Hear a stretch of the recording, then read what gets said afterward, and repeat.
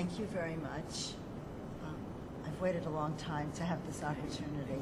And say your name again, nice My and clear. name is Sheila Kaplan, and I happen to have started to look at the longitudinal databases back in 2004 when I was in graduate school getting my master's in information policy and records management.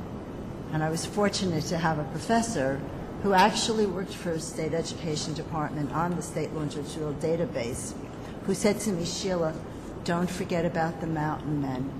Now that meant don't forget about the mountain men.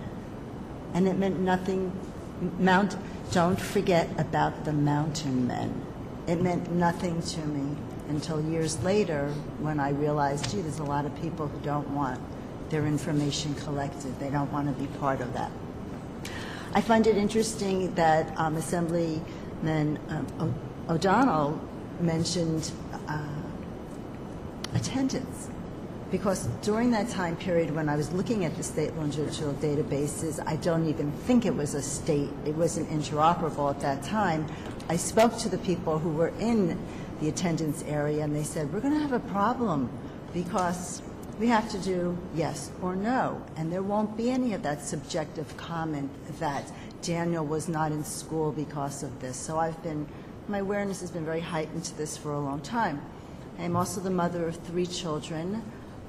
I have the distinction of having had my child's education records breached, not just his education records, his behavior records.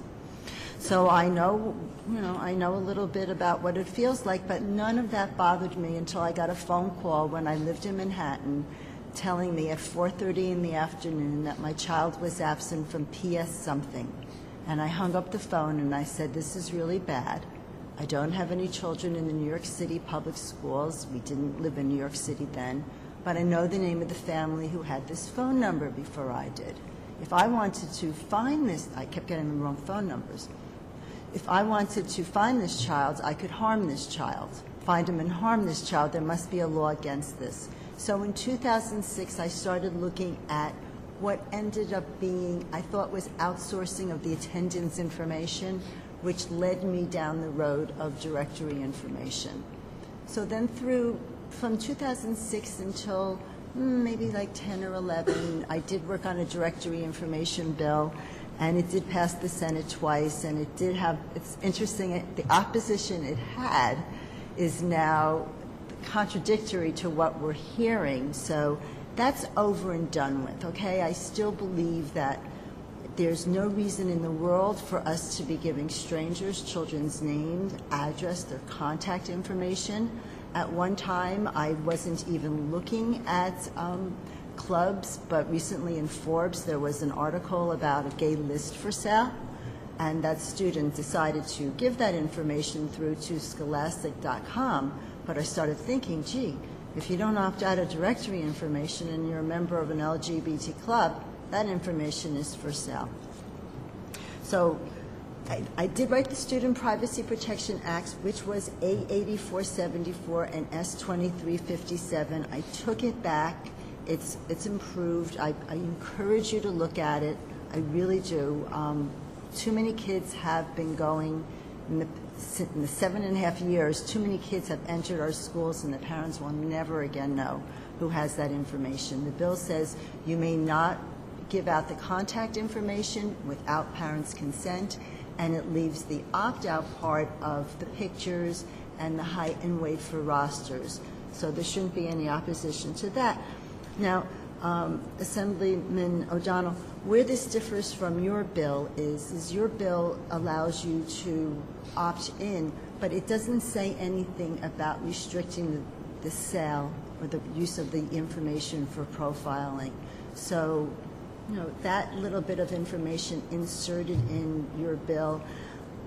Assemblywoman Nolan, I wanted to like your bill a lot better because it talked about opt-out and I was talking about opt-out, and you were talking about opt-in.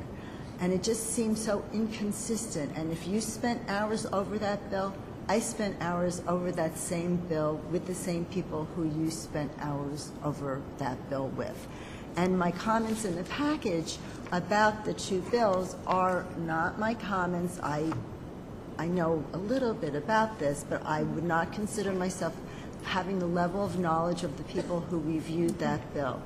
Now, this Student Privacy Protection Act that did start as a directory information, over the years they always say it's all about timing. Well, everyone is now hearing about facial recognition. They're hearing all the nightmares that could possibly happen. And that has now become the the Chief Privacy Officer for Education Act. And I think it does address much of what we're hearing in here. I was very, very pleased to hear the superintendent speak of such, and the same thing with the school boards. And I hope that you will take a look at it, and I hope you do invite me back to discuss it. In Bloom is going to come and go, but we're still going to have the problems. I know you want to say We would something. welcome, we have a lot of staff here, and we would certainly be able to, we take the information of the people who testify, anyway, phone numbers of the people who testify and emails. We'll be in touch with you and, get back to you. We welcome people can also submit to us a letter if they want to email of their written comments about any bill that's introduced. And, we certainly welcome everyone's suggestions. Sometimes we can't accommodate them, but we try to keep moving forward, which is the important thing. Absolutely. But the other part of the Chief Privacy Officer bill is we're just talking about the data collection, but there are other parts. There's social media. There's school safety. Right. If you have a sample or a model bill or something, we're very happy to. Sure. I think we got it in the packet, so. It's all in there. I submitted All right, good. it Thank yesterday. you. So let me just finish up with 3 points, if you allow me. Okay, I talked about the directory information. I talked about the Chief Privacy Officer. Narrowing it to in Bloom is just not the right thing to be doing. There's going to be something after in Bloom.